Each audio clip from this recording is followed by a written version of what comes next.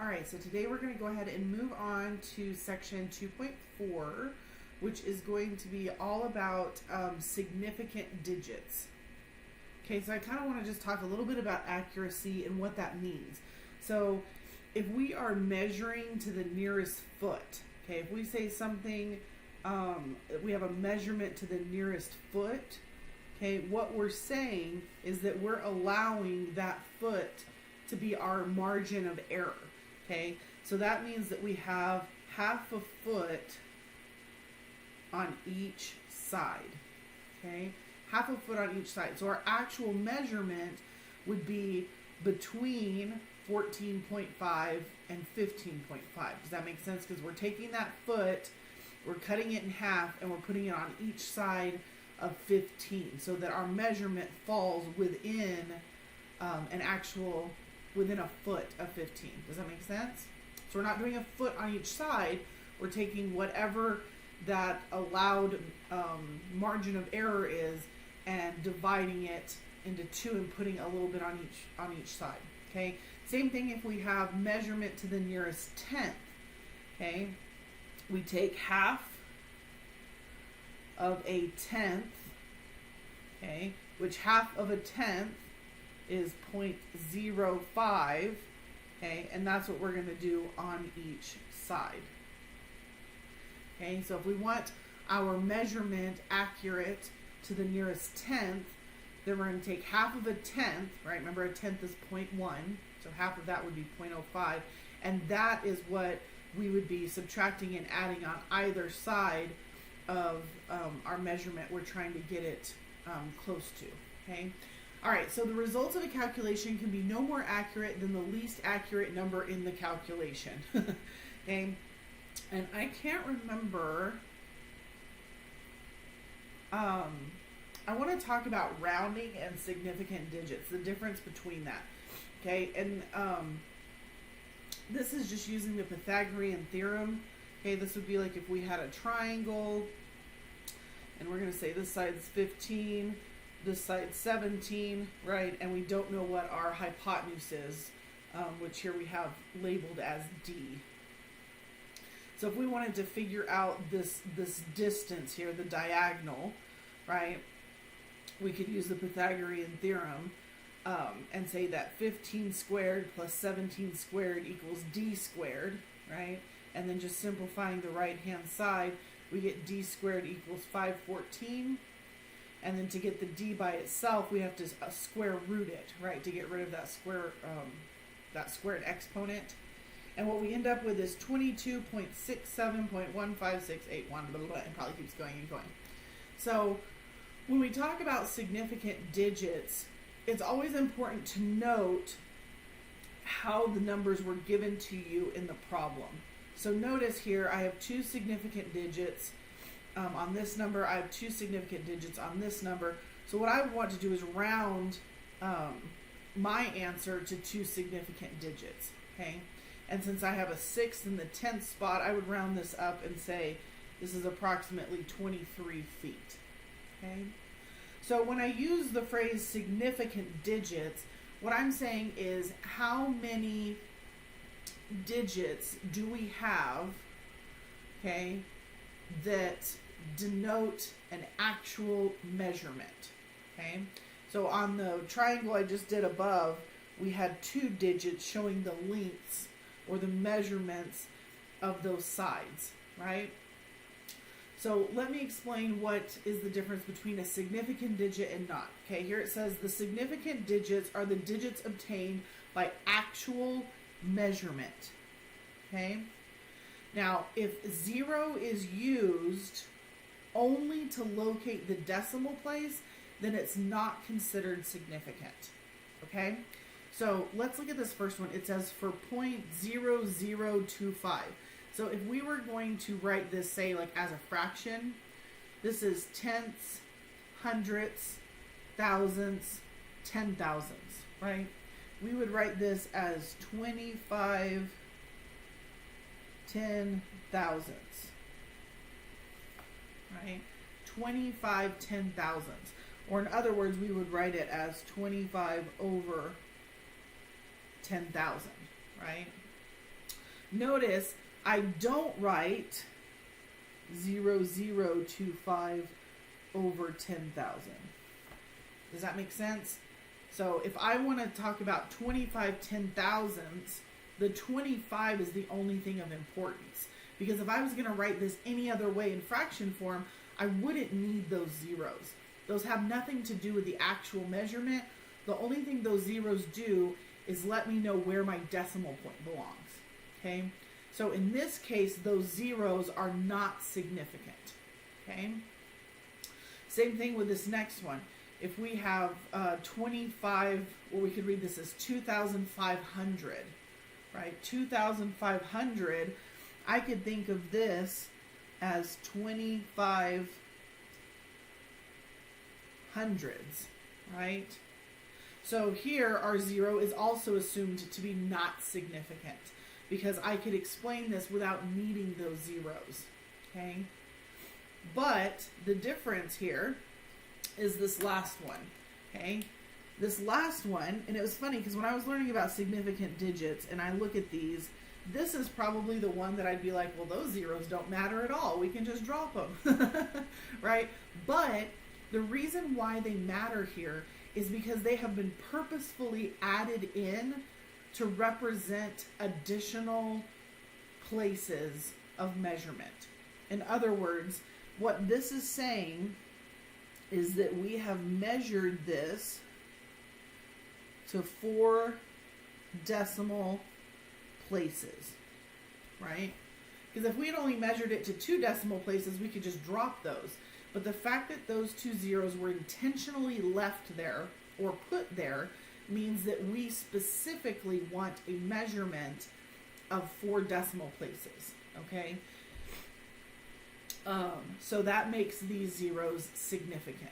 So pretty much, here's kind of our little rule of thumb.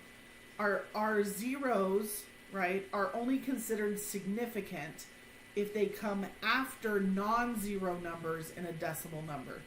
Okay?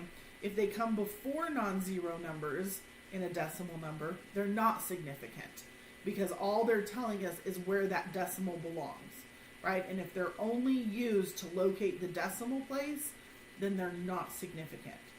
Okay? They're only significant if they're at the end designating a specific number of decimal places that we're including in our measurement. Okay? So let's go ahead and look at some examples, and let's see if we can figure out the number of significant digits. Okay, so basically what we're looking for, and I'm just going to write it off to the side here, we're looking for the first non-zero number to the last non-zero number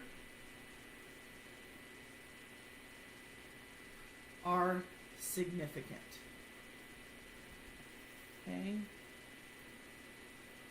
The first non-zero to the last non-zero, and then I'm going to put unless they indicate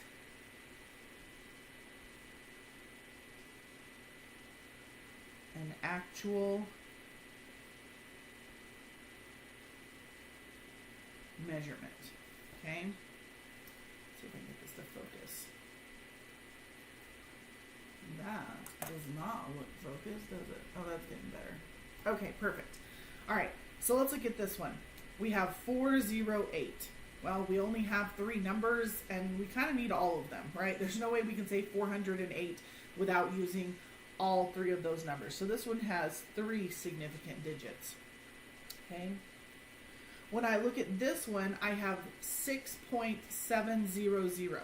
Now this, I could totally drop those and just say this is 6.7, but the fact that those 2 zeros were intentionally put after a decimal, when normally we would just drop them, tells me that those 2 must be significant. So not only is the 6 and the 7 significant, but these 2 zeros are also significant. So that means I have 4 significant digits there. Okay, so I'm going to go ahead and give y'all a second to pause the video and try to fill out the rest of this chart. Try to determine the number of significant digits for each of the examples here, okay? And then whenever you're ready, unpause the video and we will go through them. Okay, let's go ahead and go over them. On this next one, these were all practice problems. Here. Okay, so let's go ahead and go through these. Here we have 25. Now this is one that was already done above, right? This is 25 10,000ths. We do not need these zeros here other than to tell us where the decimal place belongs. So if it's only telling us where the decimal place belongs, then they're not considered significant. So the only significant digits here are the 2 and the 5. So this one has 2 significant digits. Okay. On 7,300, these zeros at the end are telling us we're dealing with hundreds, right? So really I'm only looking at the first non-zero number to the last non-zero number. I can describe this as 7,300s. 73 are my only 2 significant digits. Okay. And then it's the same if we deal with degrees or degrees in minutes, right? 73 degrees, I need the 7 and the 3. That has 2 significant digits. 73.5, I need all 3 of those, first non-zero to last non-zero digits, right?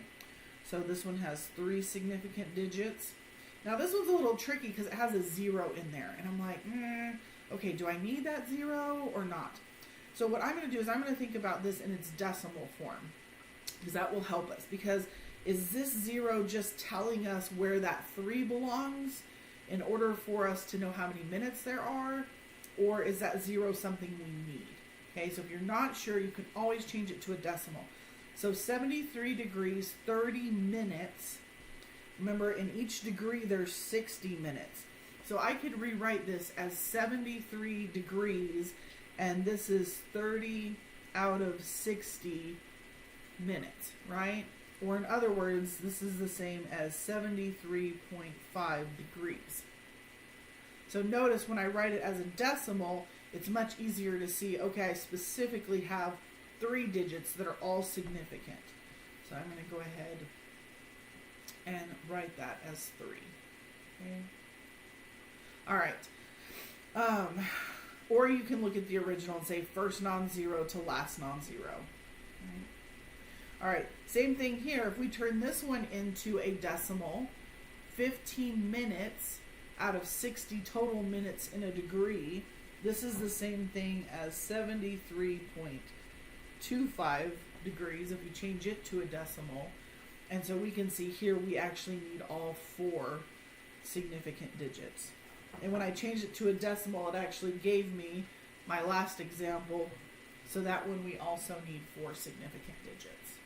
Okay, now I know this is kind of wonky, but the reason I'm spending all this time going over it is in your homework for section 2.4, you have to know how many significant digits are in the problem, because that's how you're going to enter your answers. Okay, so you can work the whole problem correctly, but if you don't use the correct number of significant digits in your answer, you won't get the problem right. Okay, so if you're struggling on understanding significant digits, please reach out to me so that we can go through some more examples, so that you're not missing your homework problems based on that.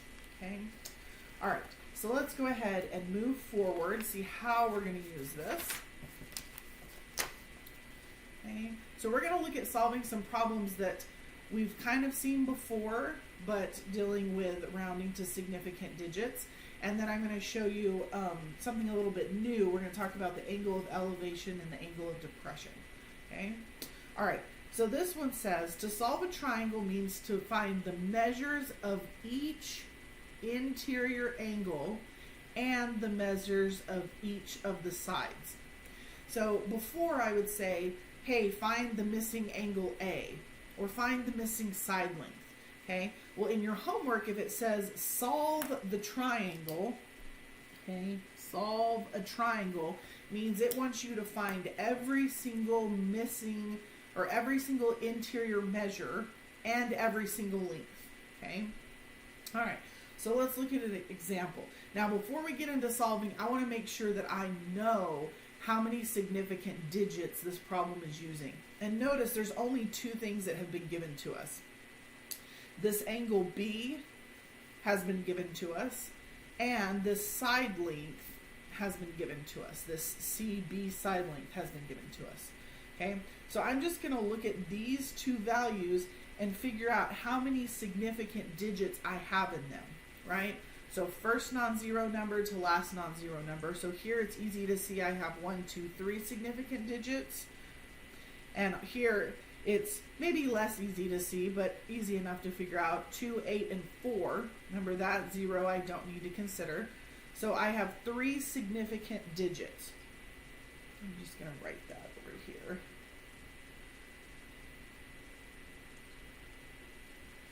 Three significant digits. Okay, so now that I know how many significant digits I have, now I know how to round or how to express all of my answers. Okay, excuse me. All right, so I want to go ahead and figure out what would be the easiest thing to solve for first.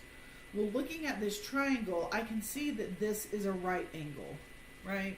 I can see that C has to be 90 degrees. Even though it's not labeled here, I'm going to go ahead and say, okay, we can clearly see that C is 90 degrees. So there's one of my things that's not shown on the triangle. Now, if I know that C is 90 degrees, and I know that B is 28 degrees 40 minutes, I should be able to figure out this A, right? Because the interior angles of a triangle always add up to 180 degrees. So if this one by itself is 90, then that means angle A and angle B have to add up to 90, right? So I'm going to look at finding at the A angle, okay? So I'm going to take 90 degrees and I'm going to subtract this angle that was given to me, which is 28 degrees 40 seconds. Okay. Now, in order to do this subtraction, I could use my calculator, but I'm going to go ahead and just refresh, make sure we remember how to borrow. I'm going to borrow a degree.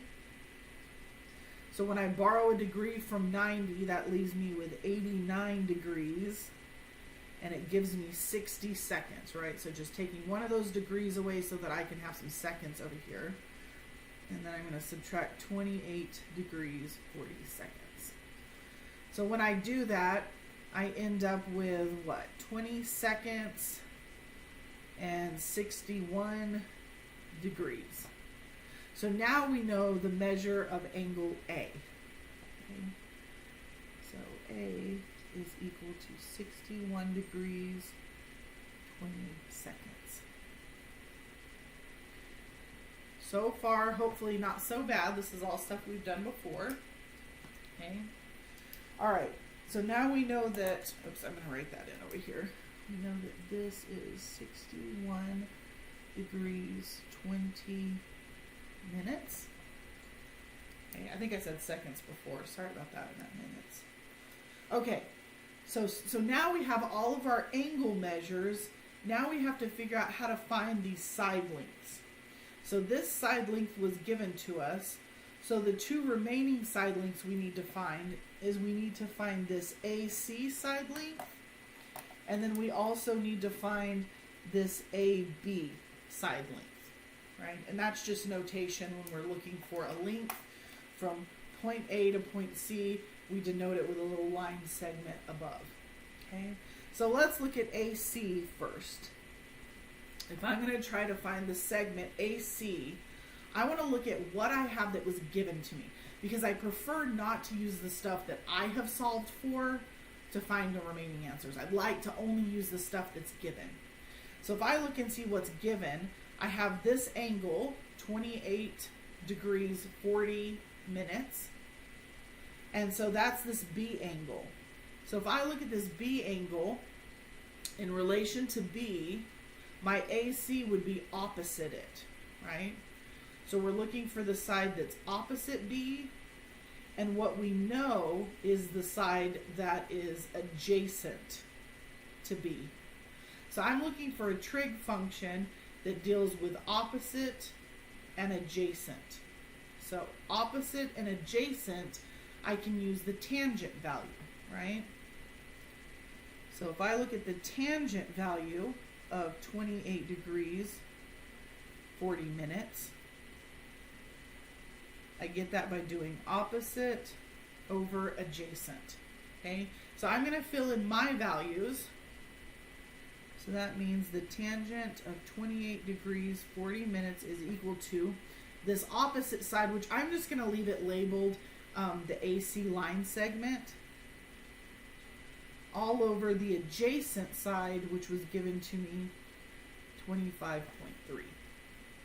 And now this is an equation that I should be able to solve for that line segment or that side length that I'm looking for. Right now AC is being divided by 25.3, so to undo division, we just multiply both sides by 25.3, right? So if I multiply over here by 25.3, these will cancel, but then I also need to multiply over here by 25.3. Right? So I end up with 25.3 times the tangent of 28 degrees, 40 minutes is equal to that AC side length. Now this is something we should be able to do all in one step in our calculator. So I'm going to go ahead and put my calculator up here so that y'all can see it. Alright, so I'm just going to type it in, 25.3. You don't have to put a multiplication if the tangent is entered right next to it. Notice it opens up a parenthesis for me to put in my angle measure. Now you can convert this to a decimal, but it's not necessary, right? So we have 28 degrees. I'm gonna push that little degree button, and then 40 seconds. Again, push the little degree button, but go over to where it gives you minutes, not seconds. I'm sorry, I keep saying seconds. And then make sure you close your parentheses so we know we're only doing the tangent of whatever's inside there. And then we hit enter. So this tells us that 13.83222 and some more stuff is what we get for that AC length. Okay.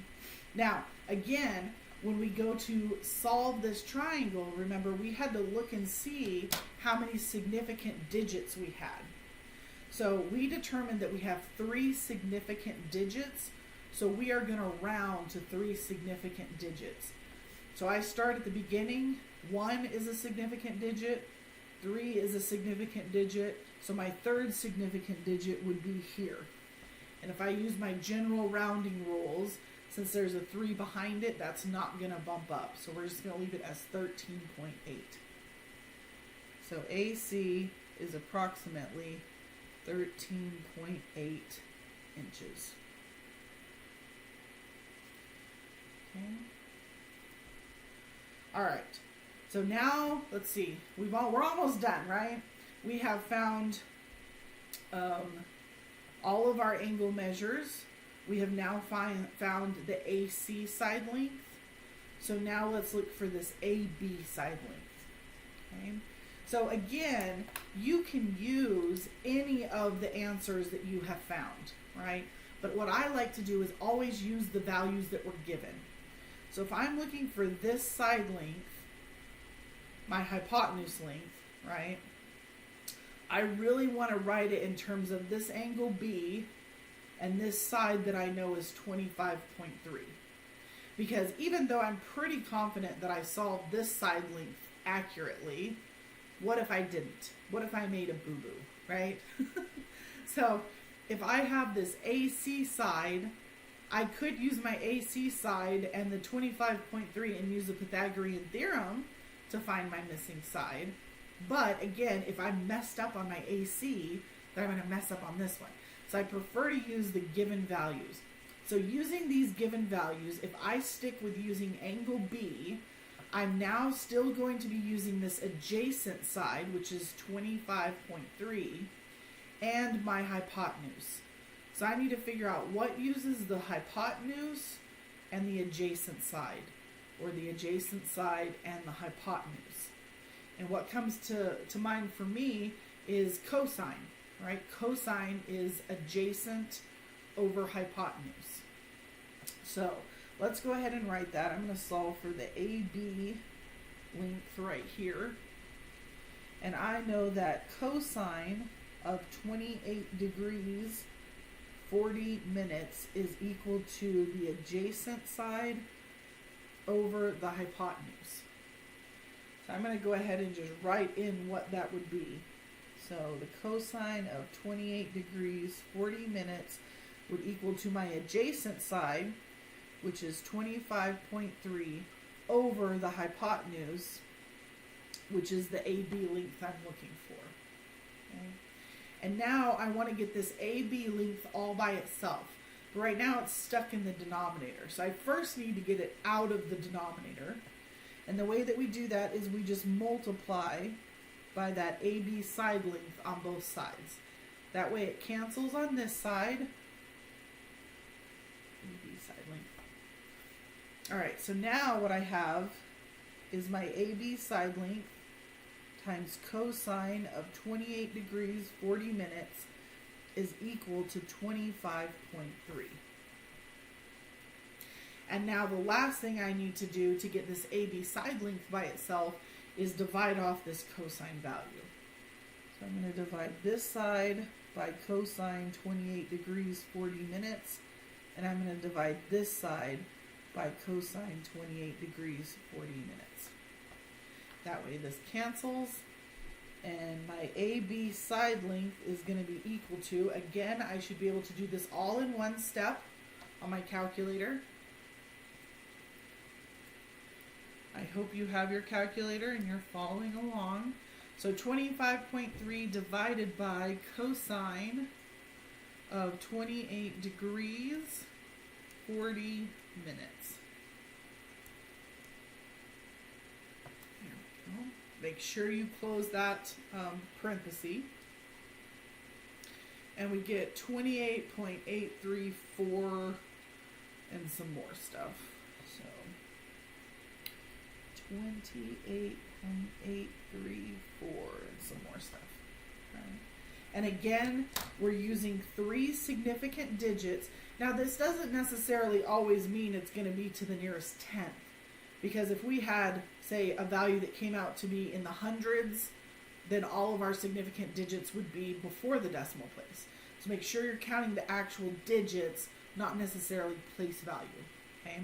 So 2 is my first significant digit, then 8 is my second, and then this 8 after the decimal is my third. And since I have a 3 after that 8, that's not going to bump it up. So we're going to say that my AB length is approximately 28.8 inches. Okay? So that's what it means to solve a triangle, is that we have every single angle solved and every side length solved. Okay? All right. I am going to show you, I want to show you one piece. Actually, I don't think I'm going to show you one piece. I'm just going to talk about it and then let y'all do this one. So the example of the triangle below is the one that I want y'all to do. Okay? I'm going to have y'all do this one for practice. Practice. So the first thing we need to do is figure out how many significant digits your answer should have. So by looking at the 2 values given, you should be able to determine how many significant digits all of your answers should have. And then you can go ahead and start solving. Now, notice what they gave you is 2 side lengths. So when you have 2 side lengths, you should be able to solve for that third side length. That's just a hint. Okay. You should also be able to use these 2 side lengths to determine any of these angles. So I'll give you an example. You don't have to use it. But let's say we wanted to find angle A. If we want to find angle A, we can use these 2 side lengths. We just have to determine their placement. Okay. So if I'm looking at angle A, this would be the adjacent side, and this would be the opposite side. So we have to find a trig function that uses the adjacent and the opposite. Okay, so that's your hint. Go ahead and pause the video, and I want you to try to find all of the missing things. So we need to know all three angles. I am going to go ahead and tell you, I meant to put a square in here and I forgot. C is considered to be 90 degrees. Okay, so what you need to find is you need to find the measure of angle A, the measure of angle B, and the distance, the side length, the AB side length. Okay, all right, so go ahead and pause, try those out. If you get stuck, unpause it and we'll go over them. Okay, all right, let's see how you did. All right, so just ignore this. This was from the previous problem. So what we're needing to find is angle A, angle B, and our AB side length, right? We know that C is a 90-degree angle, and if we look at the values given, we can see that there's 4 significant digits. So all of our answers should have 4 significant digits, okay? I'm going to go ahead and find this AB length first, because since they gave me the other 2 legs of this triangle, I know I can find the hypotenuse just by using the Pythagorean theorem.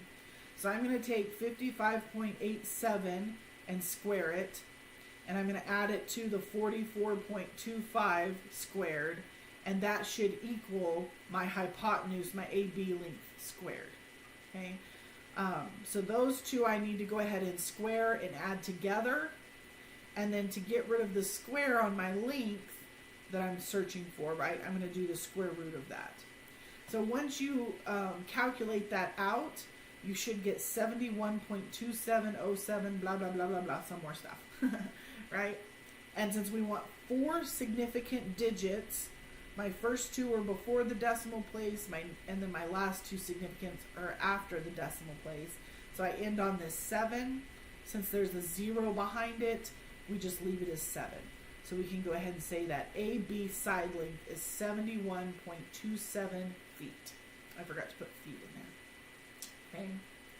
All right, now I'm just going to ignore that I even did that, because I want to make sure I use the given values to solve for my angle A and my angle B. So just like I talked about a little bit before, your hint here, if I'm looking for angle A, in regards to A, this side length is the adjacent side, and this side length would be the opposite side. So I need a trig function that deals with opposite and adjacent, which would be tangent. So I can write this as the tangent of angle A is opposite over adjacent. And then I'm just going to fill in my values. So tangent A is my opposite side, which is 44.25, over my adjacent side, which is 55.87. Okay?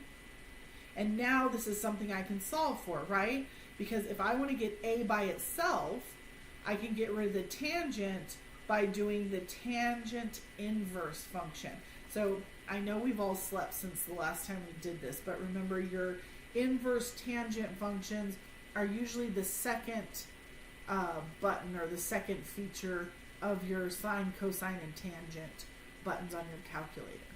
Okay? So if I take tangent inverse of both sides, that gets rid of my tangent on this side. On this side, this is something I should be able to punch into my calculator in one step. Okay? And then I round my answer to 4 significant digits. So 3837. Since there's a 9 behind that 7, we're going to bump it up to an 8. Okay? So 38.38 degrees is what we get for angle A. Okay? Now, if you got stuck on that and you couldn't figure out how to do that, go ahead and pause the video and see if now you can do angle B.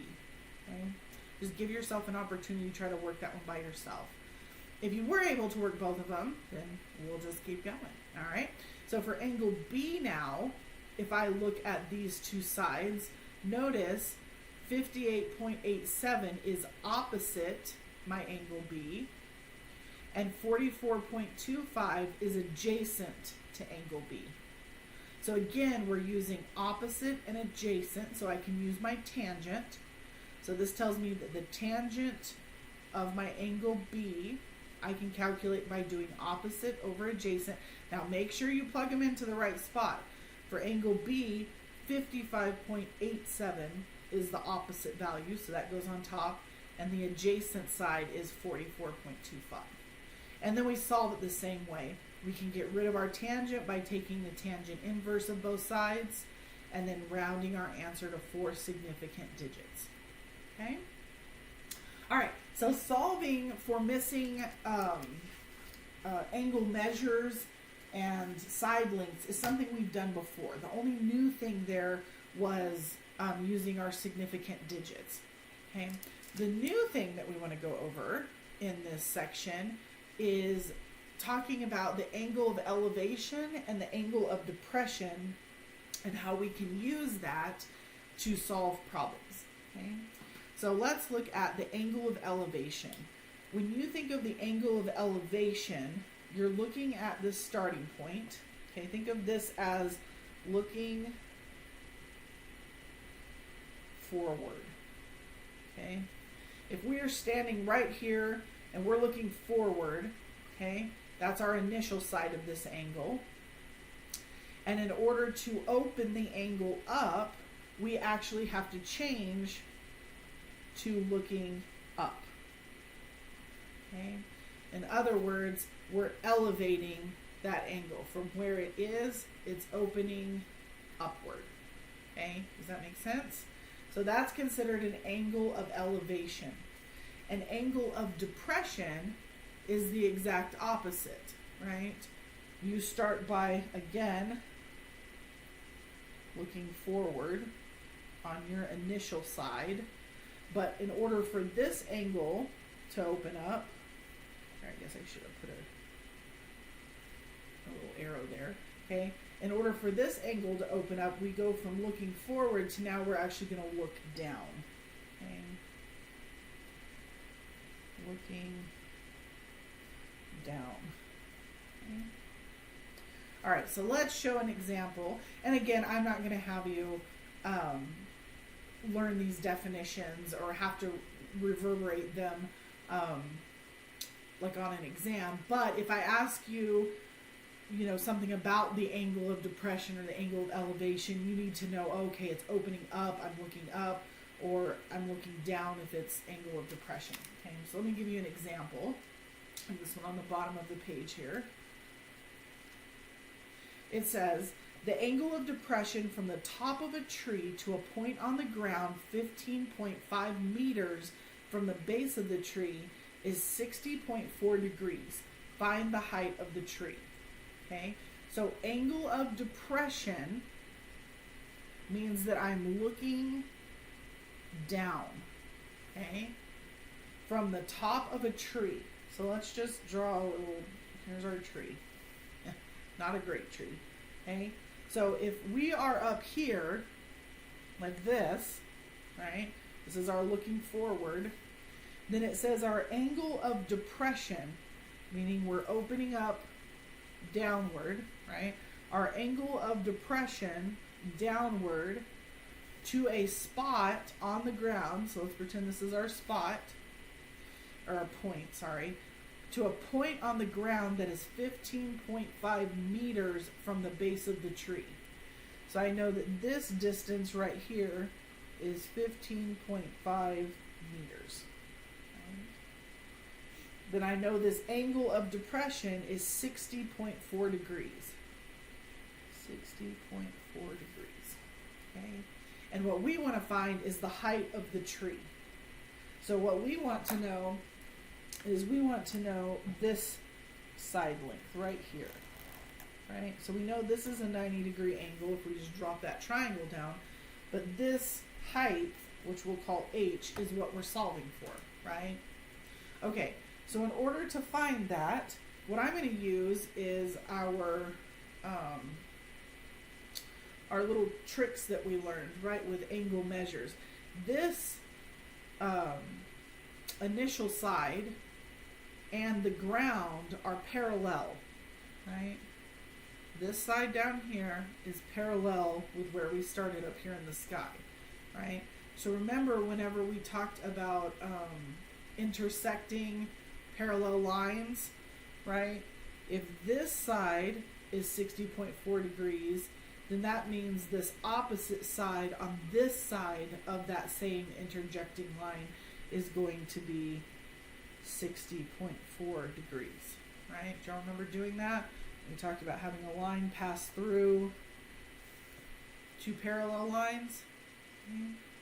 So now I should be able to use this angle that we know, this side length, and this side length to figure out what h is. So this angle that I have drawn here is 60.4 degrees. And we're looking for the opposite side length. So we need the opposite side length, and we have the adjacent side length. So opposite and adjacent tells me we're looking to use our tangent value. So this tells me that the tangent of 60.4 degrees is equal to opposite over adjacent. Okay. I'm going to fill in my values. So tangent of 60.4 degrees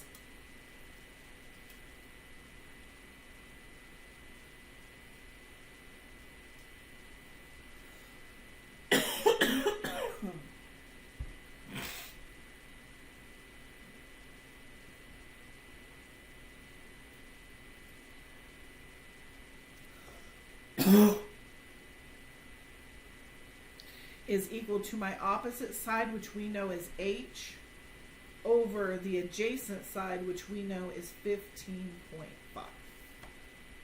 And then remember, I'm solving for h. So I need to get h by itself. Right now, h is being divided by 15.5. So I'm going to multiply both sides by 15.5 so that that will cancel. So now I know that 15.5 times tangent of 60.4 degrees is equal to my h length. And now this is something I should be able to type into my calculator, right? So we're going to type in 15.5 tangent 60.4 degrees. And I'm already in degrees, so I don't have to put the degree sign. And that gives me 27.2849 and some more stuff. Oh, not degrees. Sorry. Looking for that height.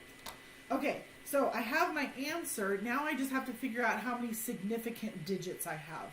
Okay, so notice if I look at the two values that were given, right, I was given 60.4, 1, 2, 3 significant digits. And I was also given the length or the distance from the base of the tree out to that point, which was 15.5, and that also has 1, 2, 3 significant digits. 3 significant digits. Okay, so now that I have my answer, I need 3 significant digits. So 272. This is going to be my third significant digit. Since there's an 8 behind it, I'm going to go ahead and round it up and say that this is approximately 27.3 meters is what this problem is in. Okay. All right. So that is my last example for you. What I would like for y'all to try is the problem on the next page. Okay, this one is talking about an angle of elevation. So unlike this one where we're up at the top and we're looking down, yours should be at the bottom looking up, hopefully. Okay, so go ahead and pause the video and go ahead and give the problem on page 4 a try. And if you get stuck, or if you finish and you need to check yourself, play the video and we'll see how you do. Okay, let's see how you did. So it says the length of a shadow of a flagpole that is 55.20 feet tall is 27.65 feet. So we know our flagpole is 55.20, and we know its shadow is 27.65. And what we're trying to find is the angle of elevation of the sun.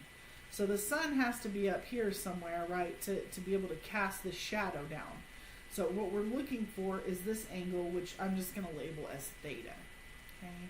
So the two values that we are given is a side length that's opposite theta and a side length that is adjacent to theta. So opposite and adjacent gives us tangent. So that means I can write this as tangent theta equals opposite over adjacent and just fill in those two values. Now remember, we're looking for theta, right?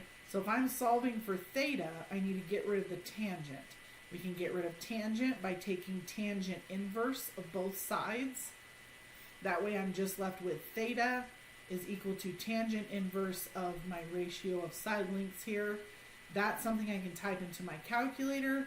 And once I have my answer, I just need to round it to however many significant digits I have. So again, if I go back and look at the two values that were given, notice both of them have 4 significant digits. Okay? So I want to make sure that my answer has 4 significant digits. So I have 6339 is my 4th one. And since there's a 3 behind it, I'm not going to be rounding it up. So we can say that theta is approximately 63.39 degrees. Okay. So hopefully we're not horribly offended by angle of elevation and angle of depression.